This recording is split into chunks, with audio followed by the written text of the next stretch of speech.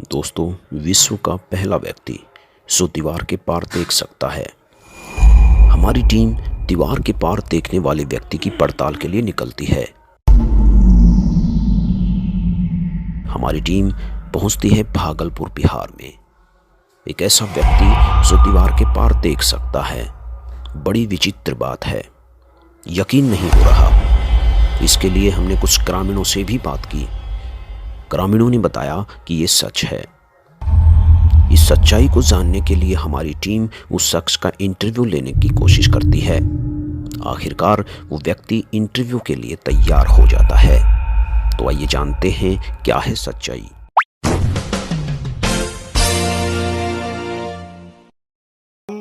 कोई अगर ये कह दे कि दीवार के अंदर उस पार में क्या चीज़ रखा हुआ है, सिद्धि के द्वारा दीवार के आर पार देख के बता सकते थे कि दीवार के पीछे क्या वस्तु है। हाँ बता सकते थे। तो हम देश को देखकर हमें महसूस हुआ कि हम सूक्ष्म देश है।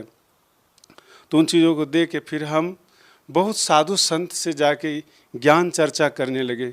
तो ज्ञान चर्चा करने लगे तो साधु संत जो है बोलते थे, उनसे हम पूछे कि ये सूक्ष्म क्या चीज़ होता है।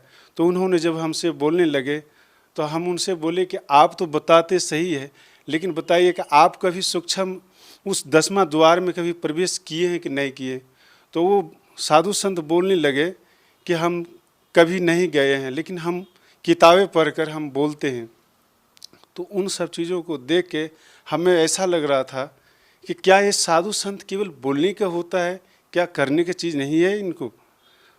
तो उन सब चीज़ों को देख तो हम गंगा नदी के किनारे जो रह रहे थे, पहले इन सब साधनों को जब हम देखे तो हमारे जो पहले लाल वस्त्र हम पहने हुए थे, हमारे दाढ़ी जो थे इतने बड़े बड़े थे, और हम बहुत साधु संत से ज्ञान चर्चा किए।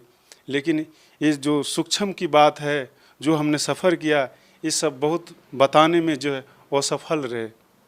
तो संत रामपाल जी महाराज से जो कोई दीक्षा प्राप्त किए थे उस गांव में, तो उनसे हमारे संपर्क हुए। उनसे जब हमारे संपर्क हुए तो उन्होंने ज्ञान गंगा पुस्तक हमें पढ़ने के लिए दिए। जब ज्ञान गंगा पुस्तक जब हम पढ़े तो देखे कि उसमें ब्रह्मांड का जो नक्शा बना हुआ था, वो नक्शा देखकर हम उस किताब को अपने सीने से लगा लिए कि हे भगवान, हे मालिक, ये जो नक्शा जो देख रहे हैं इसमें, इस नक्शे में जहाँ हम यात्रा किए थे सूक्ष्म में, वो नक्शा देखकर हम बहुत खुशी हो गए। और उस नक्शे को देखकर हम मन में विचार किए कि नक्शा बनाने वाले कोई संत ही होंगे। तो फिर उनसे हम पूछे कि हम उनसे कैसे मिलेंगे, हमें क्या विधि है उनसे मिलने की। सर, जो भक्ति साधना आप कर रहे थे, उस भक्ति साधना को करने के बाद आप अलौकिक नज़ारे देखते थे, उसके बाद भी आपने संत रामपाल जी महाराज को अपना गुरु क्यों बनाया? संत रामपाल जी महाराज को गुरु इसलिए बनाए कि संत रामपाल जी महाराज जी जो भी भक्ति बताते हैं, सतलोक की भक्ति बताते हैं, और जो ब्रह्मांड का जो चित्र बना हुआ है, उस चित्र को देखकर जो है हम लोग की बहुत खुशी हुई। फिर हम संत रामपाल जी महाराज की शरण में जब हम गए तो वहाँ पर जो है पहले बोले कि आप पहले दीक्षा लेना होगा, तब फिर संत रामपाल जी महाराज जी के आपको मिलने का समय दिया जाएगा। तो जो हम वहाँ पर जब लाइन में जब पहुँचे वहाँ पे, तो गुरु जी जब सबके सिर पर हाथ रख आशीर्वाद देते थे, तो जिस समय हमारे सिर पर हाथ रखे उसी समय हमें संत रामपाल जी महाराज जी पहचान में आ गए कि ये है कौन। इस समाज के नज़र में जो लोग इनको कहते हैं, तो जैसे सोना को सोनार ही पहचान सकता है, लेकिन सोना को चमार नहीं पहचान सकता है। तो उन चीज़ों को देख के हमें तब फिर गुरुजी हमसे पूछे कि जो हमने सूक्ष्म में जाकर अपना अनुभव किए थे, साधना किए थे, जो शरीर को समाधि लगा देते थे, उन सब चीज़ों को जब बोलने लगे, पूछने लगे, तो हम जो बोल रहे थे तो गुरुजी हंस रहे थे कि बेटा, ये तुम्हारे जो है ये पिछले जन्म का सब कुछ किया हुआ था, इस समय तुमने कुछ नहीं किया था। जो तुम्हें संकेत दे दिया वो भी वहाँ तक की साधना नहीं कर पाया है, लेकिन तुम्हें बता दिया है, ठीक है। लेकिन हमारे नियम और मर्यादा में रहना और अपना भक्ति करना। तो जो हमारा लाल कपड़ा पहना हुआ था, दाढ़ी था, तो इन सब चीज़ों के भी बात रखे कि हमारे लाल कपड़े हैं, दाढ़ी हैं। तो गुरुजी बोले कि बेटा, हमें तुम्हारे कपड़े से और दाढ़ी से लेना देना नहीं है, हमें उस सतलुक जो है, सतलुक की भक्ति हम करवा के और सतलोक हम तुम्हें ले जाएंगे। सर, संत रामपाल जी महाराज के शरण में आने से पहले आप भगवा कपड़े पहनते थे, बड़ी बड़ी दाढ़ी आप रखते थे। उसके बाद जब आप संत रामपाल जी महाराज के शरण में आ गए तो सर आज आप साधारण वेशभूषा में हैं। सर ऐसा क्यों? देखिए, हमको इसलिए ऐसा लग रहा है कि साधु बनना जैसे कि किसी का दान कर लेना पैसा, चंदे का पैसा लेकर खाना, ये जीवन बिताना, ये हमें इस चीज़ों को जानकारी नहीं था। लेकिन हम साधु सन्यासी बनकर सिद्धि तो प्राप्त कर लिए, लेकिन परमात्मा तक हम नहीं पहुंच पाए और परमात्मा तक हम नहीं पहुंच। तो वो साधु सन्यासी का जीवन हम जब ज्ञान हमें मालूम हुआ तो हम सोचे कि जब दूसरे का अनाज, दूसरे का पैसा लेगा, दूसरे का ये सब काम करे, तो जो हमारी भक्ति पुण्य है सब उन्हीं के पास चले जाएंगे, फिर हमारे पास बचेंगे कैसे? तो वो जब वो कोई सेवा कर रहे हैं तो वो तो हमारे कर्ज हो जाएंगे। तो जब कर्ज हो जाएंगे तो फिर उसका कर्ज चुकाने के लिए हमें जन्म लेना पड़ेगा, फिर हमारे मोक्ष कहाँ से होगा? सर जैसा कि आपने सिद्धियों की बात की, सर यदि आपसे जानना चाहेंगे तो आपके पास क्या सिद्धियाँ थी? हमारे पास सिद्धि ऐसा था कि हम कोई अगर ये कह दे कि दीवार के अंदर उस पार में क्या चीज़ रखा हुआ है, तो उस चीज़ों को हम एक नज़र से देखते देखते उस दीवार के उस पार को हम चीज़ को देखने लग जाते कि उस पार में क्या रखा हुआ है। सर देखिए, ये आश्चर्यजनक बात है, विश्वास नहीं होता कि ऐसा भी हो सकता है। सर क्या ये वास्तव में सच है कि आप सिद्धि के द्वारा दीवार के आर पार देख के बता सकते थे कि दीवार के पीछे क्या वस्तु है? हाँ, बता सकते थे।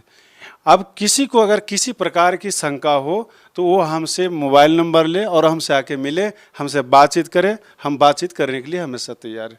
सर देखिए, बड़ी आश्चर्यजनक बात यह है कि जहाँ लोग सिद्धियों को मानते हैं, उसकी पूजा करते हैं, वहीं दूसरी ओर आपके पास सिद्धि होते हुए भी आपने संत रामपाल जी महाराज से नाम दीक्षा ली। ये कितनी विचित्र बात है कि एक तरफ जिस संत से नाम दीक्षा ली उस संत को लोग पहचानने में अभी देरी कर रहे हैं और दूसरी तरफ आप हैं। ऐसे संतों को लोग ज़्यादा तवज्जो देते हैं, ये सोचते हैं कि सिद्धि ही परमात्मा है, लेकिन आप कह रहे हैं कि सिद्धियाँ ही परमात्मा नहीं है, परमात्मा पाना कुछ और चीज़ है। देखिए, अगर पूर्ण संत से अगर उनको ज्ञान और भक्ति मिल जाए तो कहते पूर्ण संत से मिलेंगे तो उनका पूर्ण मोक्ष हो जाएंगे। लेकिन कोई भी अगर आज सिद्धि के बल पर, जैसे सिद्धि क्या चीज़ है कि सिद्धि एक अहंकार का चीज़ बन जाता है, जैसे अभिमान की चीज़ बनता है। जैसे किसी को कोई पोस्ट मिल जाता है, वो पोस्ट का अहंकार हो जाता है। लेकिन वास्तविक चीज़ ये है कि परमात्मा के लिए अहंकार और पोस्ट और यह सिद्धि नहीं, उनके अंदर का जो प्रेम है, जो प्यास है, जो तड़प है, वो तड़प होना चाहिए। अगर वो तड़प नहीं है तो समझ लीजिए उसके पास कुछ भी नहीं है। सर आप उन लोगों के लिए अपने आप में एक बहुत बड़ा जवाब हैं जो लोग ये कहते हैं कि संत रामपाल जी महाराज कोई चमत्कार करके दिखाए। जब चमत्कार करने वाले ही संत रामपाल जी महाराज किसी से बनने लग जाएंगे तो फिर लोगों के पास सवाल क्या रहेंगे? क्योंकि लोग कहते हैं कि चमत्कार को नमस्कार, लेकिन आप कह रहे हैं कि पूर्ण संत को नमस्कार। सर इस बारे में आप क्या कहना चाहेंगे? देखिए, चमत्कार से क्या होता है कि चमत्कार से तो मोक्ष नहीं होता है, लेकिन ये है कि जैसे मान लिया जाए कि हमको परमात्मा चाहिए तो परमात्मा के लिए जो है वो तरफ होना चाहिए। ये सिद्धि, ये चमत्कार, ये जो कुछ भी है, ये भक्ति मार्ग में जो है एक बाधक होता है। इस बाधक में उलझ जाता है, उलझने के बाद जो है वो जो भक्ति जो है उसका सफल नहीं हो पाता है। सर जैसा कि लोग संतों के पास इसलिए जाते हैं कि उनको शारीरिक लाभ मिले, मानसिक लाभ मिले या आध्यात्मिक लाभ मिले, आपने संत रामपाल जी महाराज जी को गुरु क्यों बनाया? संत रामपाल जी महाराज को हम गुरु इसलिए बनाए कि हम बहुत साधु संतों के पास भटक भटक के अपना जीवन हमने बहुत खो चुका। जो कि आज हमसे बहुत सीनियर, बहुत साधु, जो कि 500 के ग्रुप में रहने वाले हम साधु थे, जो कि वो उस ग्रुप के लोगों ने कहते थे कि जो हमारे जो सिद्धि शक्ति है वो 500 के ग्रुप में नहीं थे, वो 500 ने ही हम ही को सर्वश्रेष्ठ मानते थे। लेकिन वो 500 ने ये आज भी समझ रहे हैं कि ये आखिर संत रामपाल जी के शरण में क्यों गए। ये हमसे पूछा गया तो हम उनको बताए। बात ये ऐसा है कि हम संत रामपाल जी महाराज के शरण में इसलिए गए हैं कि जो संत रामपाल जी महाराज जो भक्ति बताते हैं, जो साधना बताते हैं, जो नियम बताते हैं, वो बहुत संतों के पास में नहीं है। बहुत संतों के पास नहीं है जो संत रामपाल जी महाराज।